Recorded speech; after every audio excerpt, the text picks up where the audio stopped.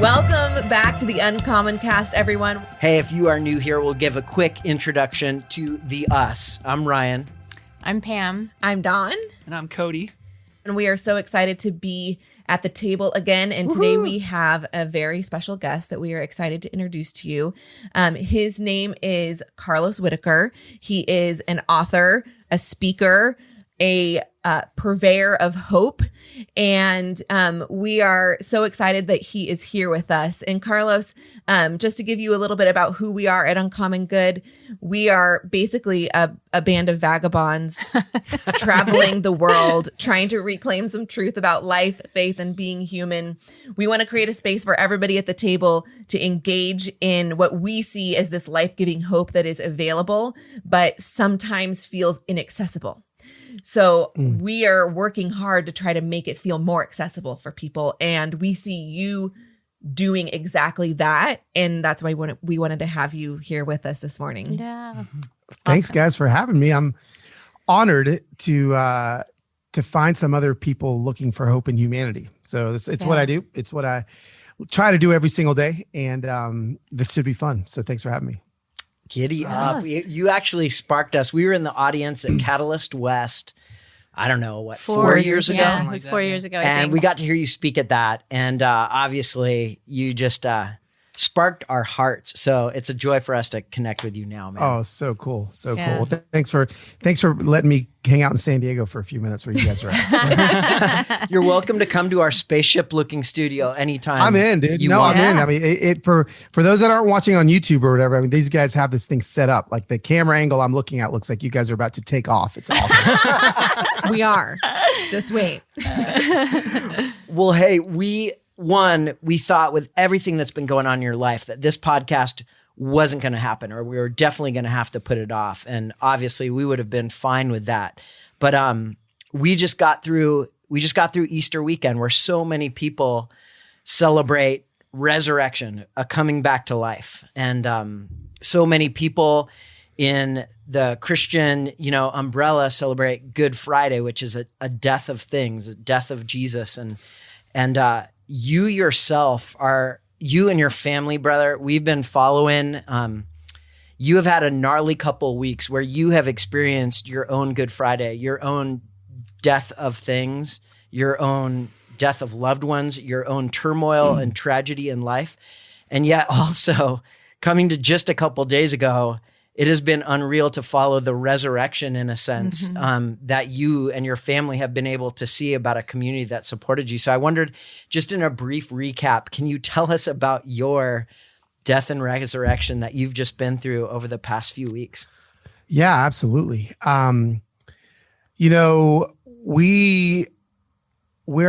a family of, just so there's some context for some of your listeners, a family of 5 that live in Nashville, Tennessee. And I live pretty openly on Instagram. Like people have that have followed me for the last like 15 years online in some way, shape, or form, whether it be, I had a blog, for those of you that don't even remember what those things are. That was like before people had video cameras, and like we would just write things. Right. And so I've had a YouTube channel for like a decade. People kind of followed my family. And then on Instagram, I've lived pretty in front and out loud of people, in front of people for a while now. And so, we kind of show the good and the bad and the in between. And I have no shame showing the bad. And so about, I don't even know where we're at now. I don't know what's up, down, left, or right. But it was about 2 weeks ago, maybe a week and a half ago. I'll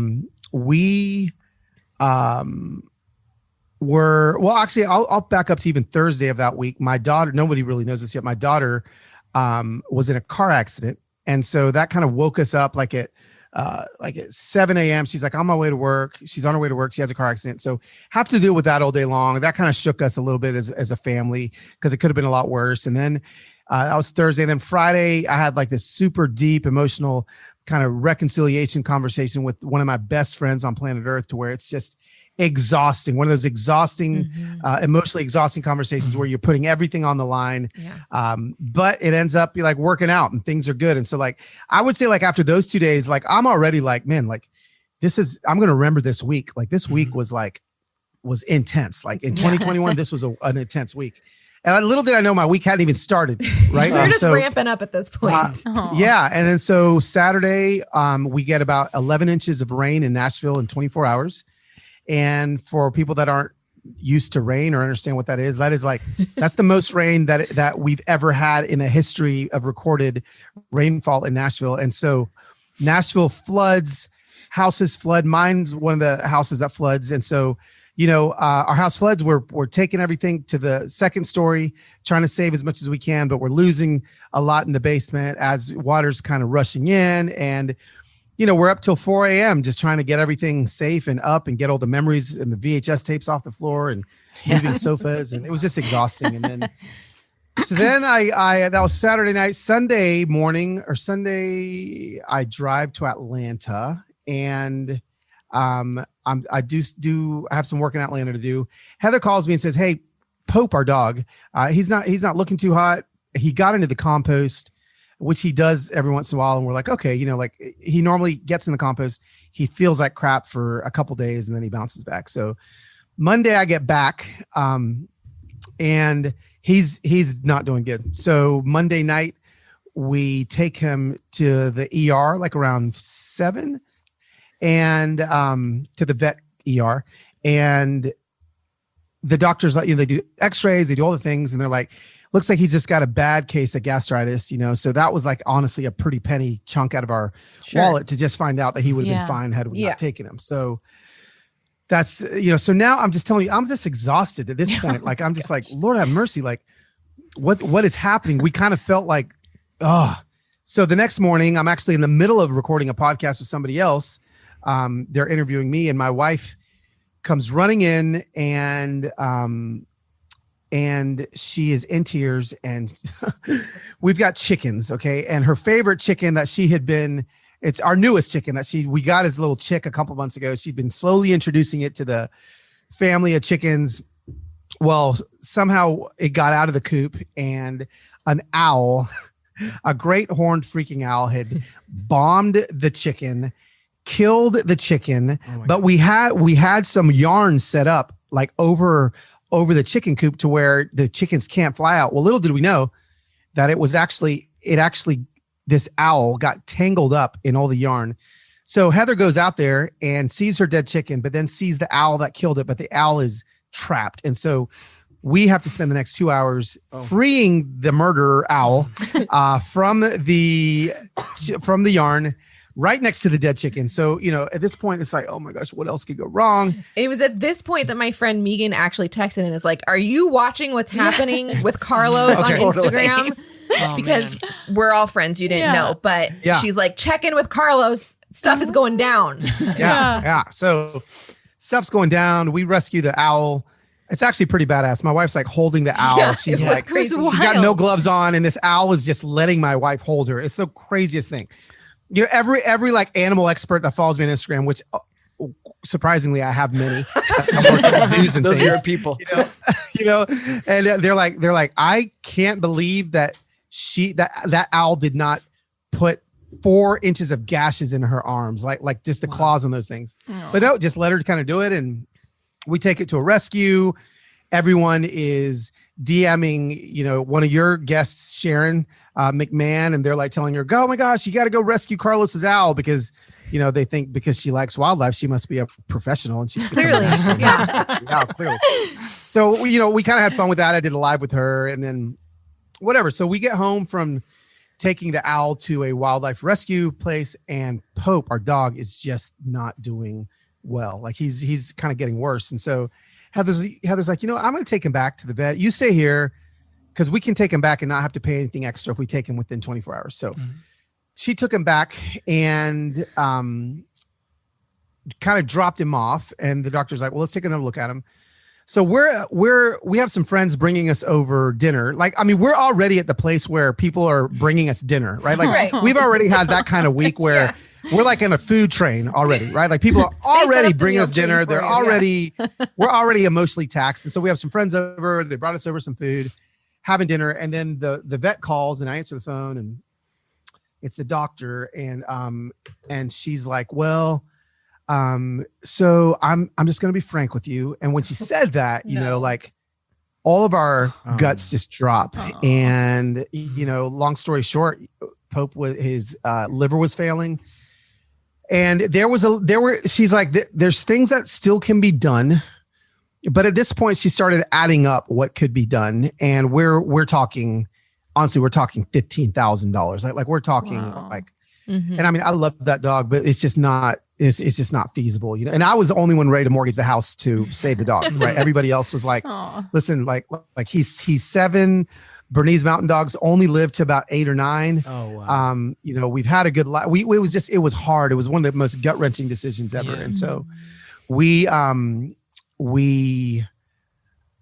make the horrible decision and drive to the vet and we say goodbye. And so, you know, the family leaves. I'm in the room as we say goodbye to him, and I'm kind of the last one there with him, and it's just gutting. Now, all this to say, we have to leave the next morning to go to fly to Denver because I'm preaching at a church on Sunday, and so we decided, you know, weeks ago that, hey, we're going to go to Breckenridge for just a couple of days of relaxation. Little did we know how bad we needed it. We didn't know it was going to come at so it's midnight. Everyone gets home. We're packing. We have to leave at like 3:30 a.m. because we're on the 5 a.m. flight. So we don't get any sleep. We're exhausted. Oh my gosh. We pack. We're crying the whole way to the airport. We're crying walking through TSA.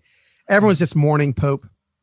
And we get on the plane. We fly to Atlanta. We have to run in Atlanta to catch our next flight to Denver. As we're going down one of the escalators in Terminal A, Heather's at the bottom of the escalator. At the top, I'm at the top, and there's a guy right in front of me that drops his away suitcase, like his luggage. And I see him like trying to grab it. Somehow it slips out of his hand. This is not a joke, right? You couldn't write a script. No movie production company would take this script because it's not real. And imagine you getting on a plastic sled on ice is basically what happened. And this suitcase goes flying down the escalator, takes my wife out, who's at the bottom. So it probably went 30 feet before it hit her, takes her out. She lands on her wrist and breaks her wrist. And we have to, you know, we get in the ambulance and we miss our flight, and we have some friends in Atlanta that picked up our kids, and I'm in an ambulance driving to Grady Hospital where we're trying to figure out what's going on with my wife's wrist. And so there was our Good Friday. Okay. Right. So there was our, you know, it was, I was once they admitted Heather in, I called my pastor, Alex Seeley, and I called her, and I'm just bawling, and I'm just asking her, I'm like, Alex, like, are we cursed? Because I asked her, like, listen, I didn't go to seminary.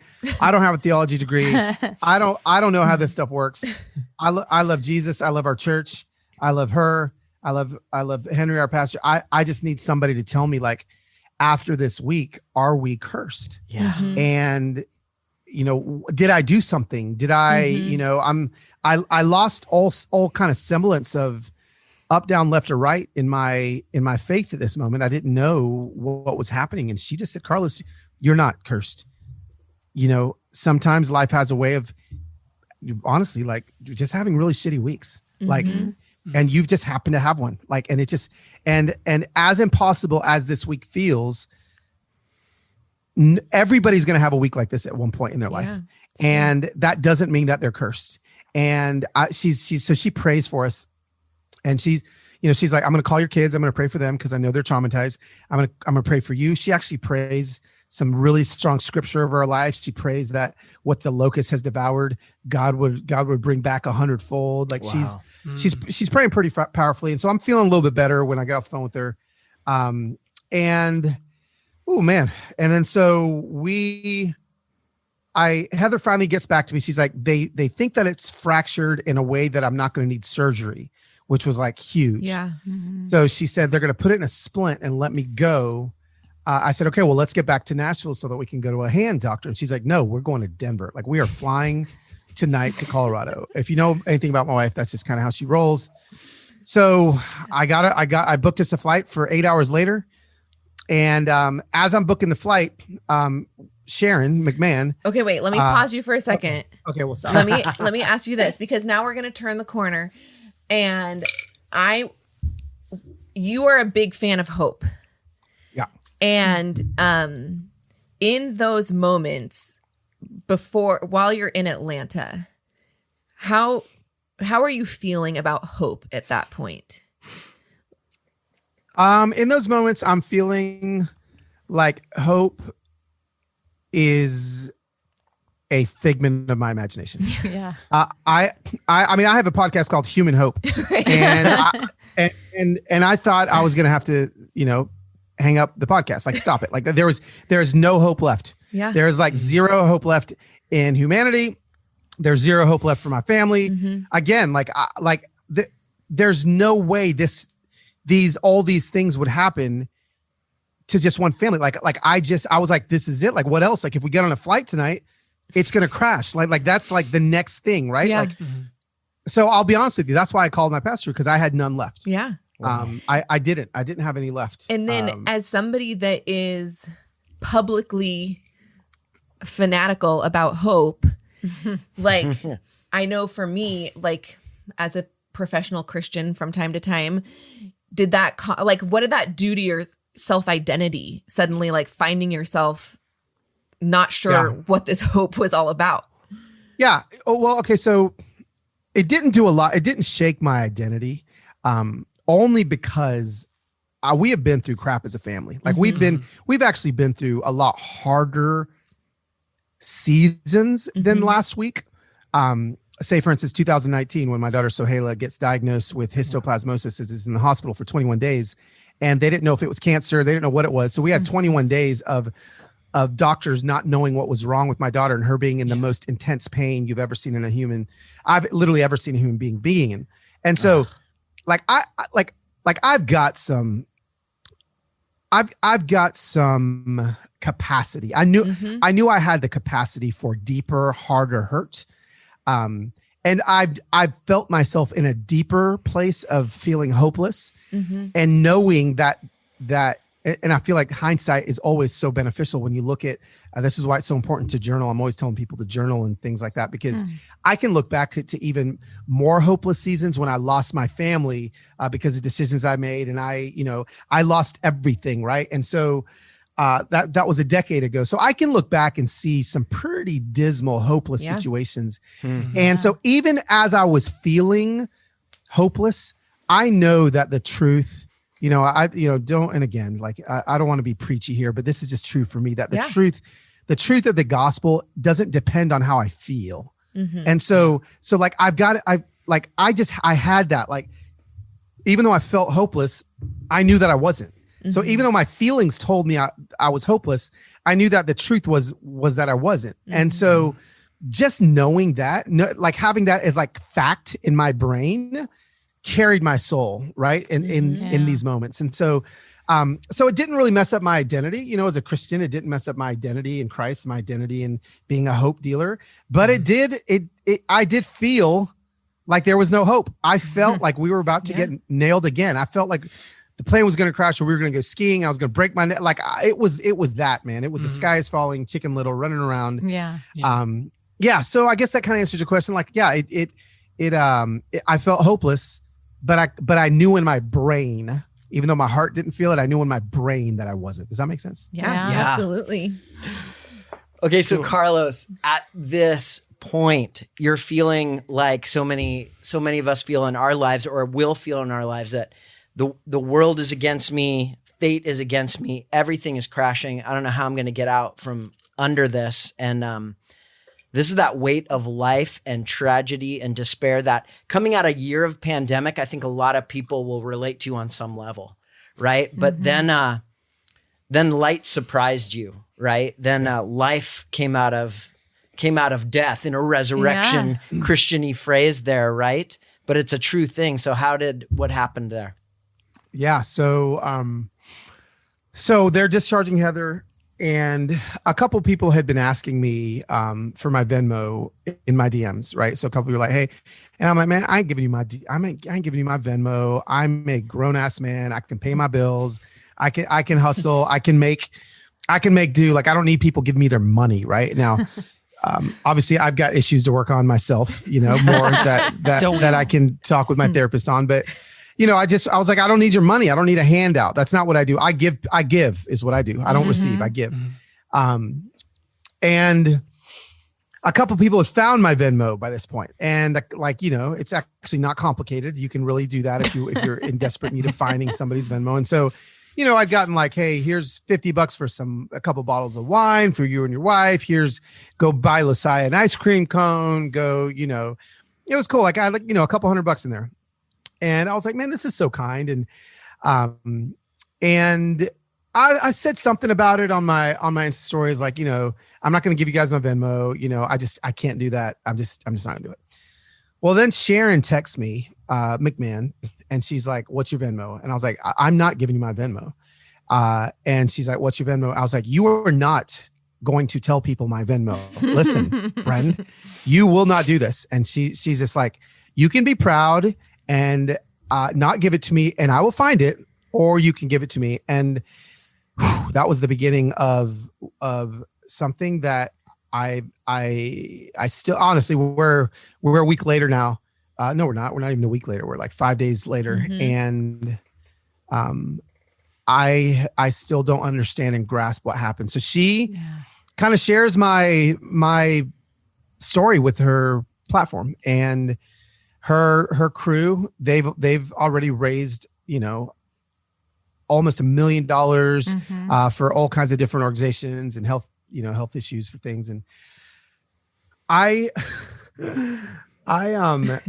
pick up Heather, and I pick her up from the ER. She walks out, and at this point, my phone, I actually hadn't seen her post yet. And if you have Venmo on your phone, when you get a Venmo, the push notification sounds like a slot machine at a casino. Like it goes ching, right? And so I turn my phone from silent to on, and like all of a sudden I just start hearing cha-ching, cha-ching, cha-ching, cha-ching, cha-ching, cha-ching. I'm not kidding you. Every second, every single second, I was hearing that sound for at least 5 straight hours. Oh. Cha-ching, cha-ching, cha-ching, cha-ching. And I looked down, I was like, $1, $5, $100, $2, $7, $1, $20, $50. And I'm watching it. 10,000, 20,000, 30,000, 40,000. And I'm watching over the course of hours. Yeah. All of our basement bills get paid for, everything. And then here's the thing. She shares it again. And it keeps going. And then it becomes like a game to Sharon. And then it's like, what can we do? Because I text her, I was like, and now I'm like bawling, and I text her a video message, and I'm like, literally half of Sohaila's medical bills from Vanderbilt in 2019 are paid for. So she does the math, and she's like, oh, half. Okay. And then she goes back to her crew. Well, we take off from Atlanta. We fly to Denver. I don't know, because I don't have Wi-Fi on the flight. I would have known had it been working, but she continues to like, hey, by the time Carlos's plane lands, I would love to see all of the medical bills covered. Yeah. Sure and enough. we know because we were watching it happen. Right. It was like Spectators. 1 more hour. Yeah, 30 more minutes, guys. Yeah. You're like, She lands in 10 minutes. Yeah. So I land, and my phone starts going off again. Cha-ching, cha-ching, cha-ching. And I look, and again, I'm not going to disclose numbers because my family's decided to not do that. But I can tell you that not only were Sohaila's medical bills now, and again, you people can do the math themselves. We were uninsured and in the hospital for 21 days. Okay, wow. So do the math. Not only were her hospital bills taken care of, and our basement taken care of, and Heather's new medical bills taken care of, and Pope's vet visits taken care of. Wow. But our car payments were taken care of. Our student debt was taken care of. Our we'd taken out a loan to build a basement in our build an apartment in our basement under our house. That was taken care of. Like every single ounce of debt that my family had, all the credit card had, was completely taken care of. Wow. And I walked to the bathroom, and I'm just weeping as I am trying to say thank you to these strangers that did this. Now, I was okay. So right? Everything's taken care of. Our lives are changed now. And when I say change, it's not like we got $1 million when we won the lottery, but it's more like our debt was taken care of. And you guys know when you have no debt, your monthly income increases because you don't have to pay those bills anymore, right? So like that's how different our life is now. And but I'm having some struggle with like worthiness, with accepting this. Like I'm like, wait a second, like this is supposed to happen to like people on welfare that are in apartments that want to get their first home, not like 40-year-old guys and their families with like, I'm fine, you know, but what I had to get to was breaking those lies that I wasn't worthy of this as well. And I think once I wrote a whole book on breaking agreements with lies. And so once I applied my own thinking to my which own is story, the hardest thing to do, by the way. Yeah. You know, it's like, oh geez, I got to do this myself. Once I did that myself, I was actually giving the gift back to everybody that had given to me when I was so grateful and appreciative. And you know, it's so funny because like even now, like every day, it's been a couple of days now, like once or twice a day, I'll just hear a little cha-ching and someone's like, oh, I'm late to the party. You know, and someone like give like $5 or something like that. And I'm so blown away at the goodness of humanity that, you know, and here's the thing. Did that take away the pain? No. Did that take away the pain and the trauma of the loss that we endured? We are still crying. We still hurt. Heather is still in pain. We still wonder why were we chosen to have all of this happen to us? Like all those questions are actually still there, but they're not mutually exclusive from feeling hopeful, right? So you can still have doubt, have questions, have concern, be wounded, be traumatized, while at the same time experiencing the goodness of not only humanity, but what I believe is the goodness of God. Yeah. And they can both coexist. God is not a feeble God that can't handle our doubts and our questions and our concerns. Like he can handle it all. He's not scared of you asking hard questions. What he does when I ask hard questions, obviously, is he comes on the other side and doesn't answer me. He just blesses me. Right. And so like, that's just kind of like what it looks like. And so, you know, here I sit, you know, and still overwhelmed, still traumatized, still broken, but really hopeful and grateful. Awesome. Man, you're going to make me run around the room. You're preaching. Seriously. Oh, that's so good. As we were watching that kind of unfold and even some things that you said in the days following, one of the things I was struck by was the number of people that gave $1 or $5. And one of the things that we've been kicking around at this table is the idea that we're actually, all of us in our own brokenness or in our own, out of our own lacking, we are actually the raw materials of the miracles that God is wanting to do or is doing. And it makes me think of the story in the Bible of the boy with his loaves and his fishes, and he didn't have much, but he brought what he had, and Jesus did this amazing thing with it. And yet we often think like my dollar doesn't matter. The little that I have to offer, the little I can bring to the table isn't going to make a difference. So I'm going to do nothing. And yet we get to watch as these people just came to the table with whatever it was that they had and participated in an actual miracle.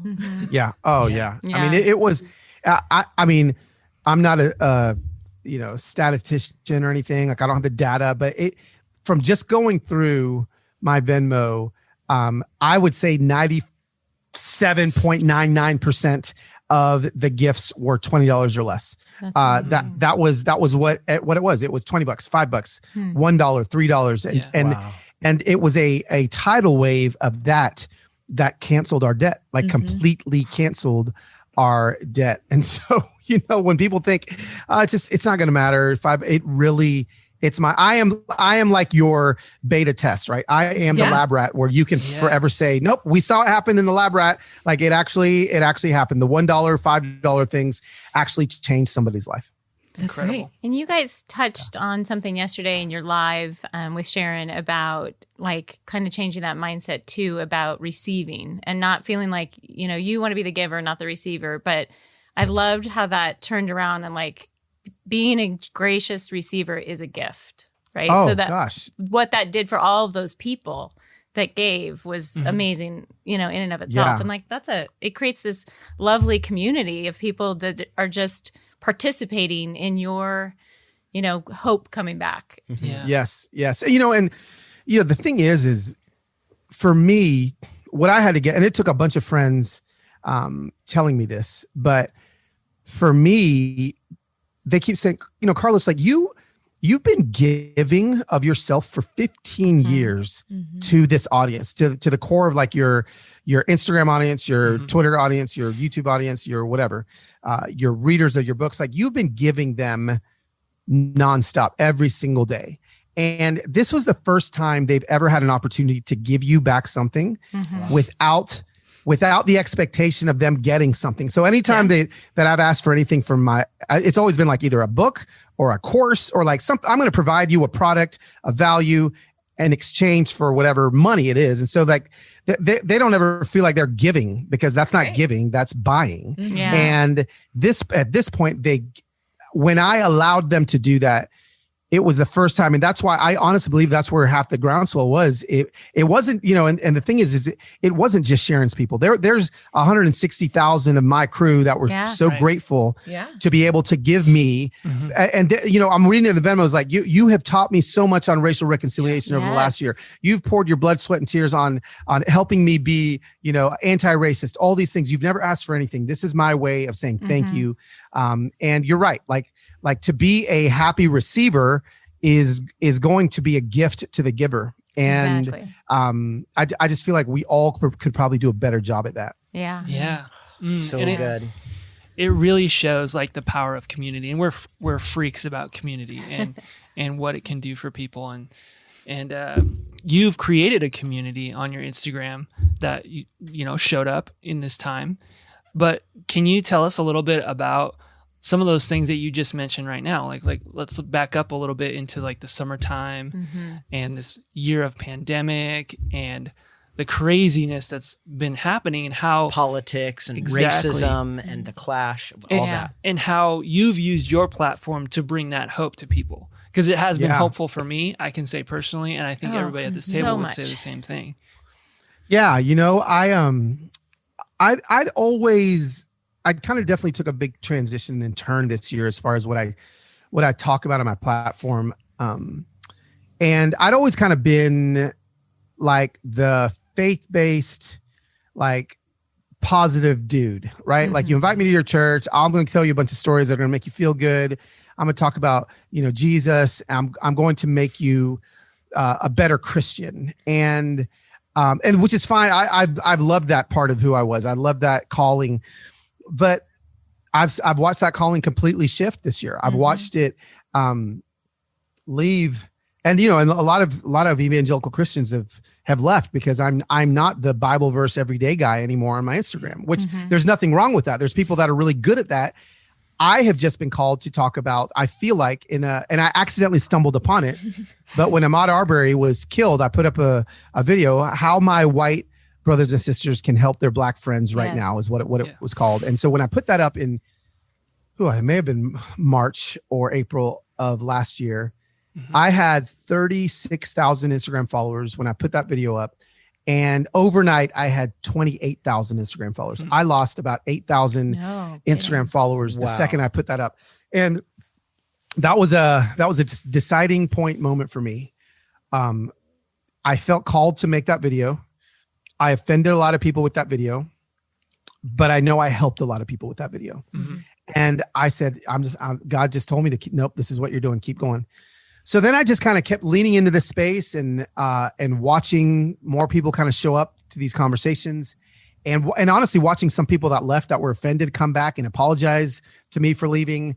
Not that I even knew that they left, but apologize and then start learning. And then, I was like, well, I wonder if I can, I feel pretty capable to have hard conversations, not just about race, but about anything. Let's talk about COVID. Let's talk about Trump. Let's talk about Biden. Let's talk about, whatever it may be. So I start having more and more conversations, not negating my point of view. See, I would say that some like news outlets or people that are trying to be like fair fact-based news sources, Smart Her News, Sharon Says So, a couple of other, I feel like they're pretty good at keeping their opinion out of things and kind of giving.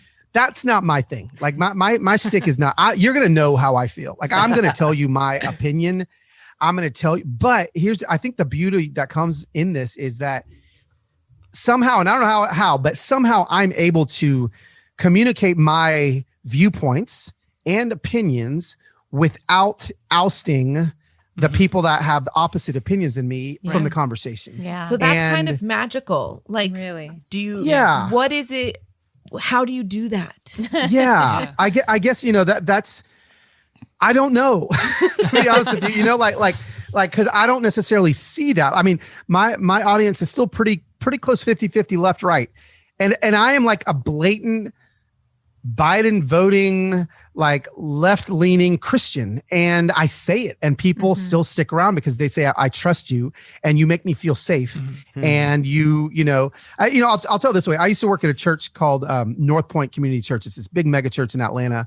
I was on staff there from 2007 to 2010. And I'll never forget Andy Stanley, who's a pastor there, called me into his office one day. I thought I was in trouble because I mostly was all the time. And he said, Carlos, I need to tell you something. I said, okay. And he said, the reason why you're one of our best worship leaders at the church isn't because you're a good singer. I said, really? He said, no. And he goes, and I've actually never said this to anybody before. And I don't think I've ever seen this before. But when you walk on stage, before you say a word, everybody feels like they're your best friend. Everybody in the room. And whatever that is, he told me, that is what you need to grab a hold of. And that is what you need to pour everything into, because people feel safe with you. Wow. And you, and so when he said, it's so funny, Andy's the only person that's really ever put it in a way that I can describe it. But I feel like that's just a gift. I feel like it's just a gift that I've got that, I can say hard things, and everybody, cause everybody that follows me, they always say, it's so funny. I ask people all the time, they always say, it's so weird, but when I talk about you, I say my friend Carlos. Yeah. I say my friend because without knowing it, like that's just, I think how I portray myself is I'm just everybody's friend. And I'm a friend that they disagree with sometimes, and I'm a friend that they agree with sometimes, but it's whatever that thing is. I want to really lean into that. And I think that's what I've been leaning into over the last year, that has allowed people to come in, hear maybe a different point of view, and feel like I'm a safe place for them to talk about it. You create space for people in differing opinions. And that's an incredible thing. And what, one of my favorite phrases that I've heard you say on your Instagram is, don't stand on issues, walk with people. I've even shared that out to my Instagram tons of times, because it's such a powerful phrase of a picture of what it looks like to create space for other people, differing opinions, differing backgrounds, etc. Talk about that. Really quick, I have to share this funny story where I was asked my opinion on a very controversial Christian policy, let's say, and I basically responded with that similar idea, like, well, I don't think we should make policies about stuff like that. That's more of a conversation. And the guy looked at me and was like, I actually wrote the policy on that for my church. And I was like, well, okay. Sorry. But that's amazing. So how did you come to that phrase? And like, how have you seen it play out so far? Yeah. So I 100% got that phrase from my friend Mike Ashcroft. Okay. And Mike Ashcroft is a friend of mine. He's a pastor at Port City Church in Wilmington, North Carolina. And he's like on the coast. And it was probably 7 years ago where I heard him say that. And I don't even know if he's ever said it again. Like, I don't know if that was like a thing or whatever, or if he just said it and I was like, whoa. Yeah. Whoa. And, so, I mean, Mike's one of the wisest guys I know. So he says things like this all the time. He's one of those people that you just want to listen to because he's always saying such wise things. But when he said that, I just said, that's it. Like that has to be how we handle 2020, 2021, Yeah. the climate that we find ourselves in. If we want to see any form of reconciliation happen, it has to be through not building our ideas on opinions as opposed to building our ideas on actually being in relationship with human beings on a daily basis. So, I tell people all the time, like, don't stand on issues, but walk with people. What does that mean? Well, that means if you are and this is more when we were in the intense seasons of 2020, but like if you are a Black Lives Matter protester that is like defund the police, well, I think that's awesome. If that's what you think, but are you in relationship with any law enforcement officers? Are you in relationship with anyone that is an LEO or a police officer? So you can talk about defunding the police all you want, but the police, to be honest with you, they're humans, right? So they are human beings wearing uniforms and badges. So like, we can't talk about the police as if it's some institution. We have to talk about the police as if they are humans. Right. So if you are saying defund the police, okay, well then that's fine. But you can't have that opinion until I see you in relationship with the law enforcement officer. If you're a Blue Lives Matter, all Blue Lives Matter, Black Lives Matter is Marxist organization, yada, yada, yada. Well, are you in relationship with a Black person that is selling their soul out to going to every march that feels affected by police brutality and by the way policing happens in their community on a daily basis? Are you if you're not in relationship, then you cannot tell me Blue Lives Matter and Black Lives Matter is a Marxist organization. You can't tell me that. You can have that opinion once you're walking with people, right? And so that's the ticket. That is the game changer. And so, and that's hard. That's really easy for me to say. That's really easy for people to nod to and wear that t-shirt. But at the end of the day, that's the hardest thing in the world to actually do, because what that does is it destroys any sense of us having figured it out. Like, you realize really quickly that that all of the opinions that you have on issues, like you actually don't have it figured out. You've got talking lines, you've got conservative or liberal pundits that have given you their, whatever their 3 points are. And now you can spout them back on Facebook. Like, you actually don't know. So when you know, and when you get down in the ditches with the people that are walking, you suddenly just aren't spouting things out anymore. Like, it's just, you're not looking at what other people are saying and tearing that down. What you're doing instead is you're looking at what you're saying and building that up. So what happens is you stop saying, yeah, I'm Blue Lives Matter and Black Lives Matter sucks because you stop saying that. Now you just are talking about why Blue Lives Matter, Black Lives Matter. You're no longer talking about just defunding the police. You're talking about, what are ways that you can, that Black Lives Matter can continue to grow without looking at policing as simply an institution, without seeing that. And, we can talk about abortion. You can talk about LGBTQ rights. You can talk about all the things that are issues. And as soon as people get off their pedestals and start walking with the humans, I think that's where we're going to see healing as a country. Amen. Amen. Right. Yes. And that is one of the greatest obstacles I think humanity has with faith, is when people have taken a place like say church and their perspective on church, and they have said, this is where we stand without relationship on the other. This is judgment without relationship. And when we bridge that gap and begin to love the other and understand the other, we do communicate differently, and that would change the world to open doors to people to experience a God of love that they thought was a God of absolute damnation and judgment. Oh yeah. Right? Yeah. So amen to that. And thanks for being you. We have covered so much in this time with you, and we're so stoked, and thanks for joining us in a time of really you and your family trying to build back to life. Man. Still being raw in it all too. That's awesome. Absolutely. No, you guys I appreciate you guys. Love what you guys are doing. Love the conversations that you're having. And so, anytime I can be a voice for you guys, let me know. Thanks, Carlos. Rock on. Thank you. Hey, before we let you go, where can people find you, and tell us about this thing that I'm holding? Yeah. So you're holding my book, Enter Wild. That came out in June.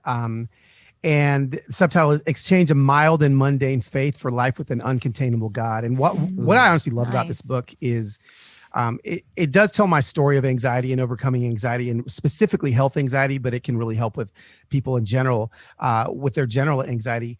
I was one that, there's a lot of people deconstructing their faith, out loud. People have always deconstructed their faith. Now, I would say that that's become like a hot word that people use kind of these days. And I think that this book really helps people see somebody that has done that and then put it back together again. And so I'm excited. If you want to check that out, you can go to enterwild.com. But most of the time, I'm just on Instagram, Loswhit, LOSWHIT. I'm also on Twitter, but Twitter Carlos is like angry Carlos. Instagram Carlos is like happy Carlos. So like, make sure you follow me on Instagram before you head over to Twitter so that you like me. Hey, we would love, one of our immediate follow-ups to this is we will do an Uncommon Good book study on your book and get people together to have the conversations, because what you give to the world is awesome, and God has made you that man. We thank you for sharing yourself with us today. Yeah, absolutely. And you guys are for awesome. the continued inspiration. Just following you for the last, 8 months has been so life-giving during really challenging times. Yeah. Thank you so much, guys. It really means the world, especially when I can see people that are tapping like face to face on my Instagram. It means a lot. So. Yeah. Awesome. Well, everyone, we hope you enjoyed this time with our friend Carlos. And before we let you go, we hope that you remember, as always, that you are loved. You are valued. And you belong, friends.